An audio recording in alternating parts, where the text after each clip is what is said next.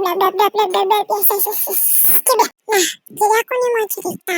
Kalian punya gak sih temen yang kalau ngomong tuh suaranya kecil banget? Dan yes, aku punya. Dia kalau ngomong tuh kecil banget suaranya. Sampai-sampai setiap dia ngomong tuh aku kayak gak denger. Dan aku berpikir aku yang budak atau emang dia yang suaranya kekecilan ya. Nah, ini aku ada satu cerita lagi nih. Dengerin. Setiap aku main sama dia, kan dia kan sering dicariin mamanya nih. Jadi kami tuh main di sekolahan gitu, kayak sore lah, entah main bola, kasti atau apa itu. Jadi terus pas sebelum pulang atau pas udah mau pulang ya, udah pulang ya.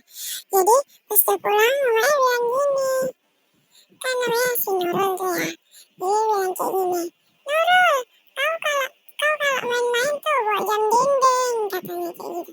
Kayak situ aku nahan ketawa, sumpah. Sorry ya Nur. Tapi bener sih yang dibilang mamanya, kadang kita main kayak gak tahu waktu sih. Kayak udah sore banget tuh, udah 5:30. Tapi belum pulang.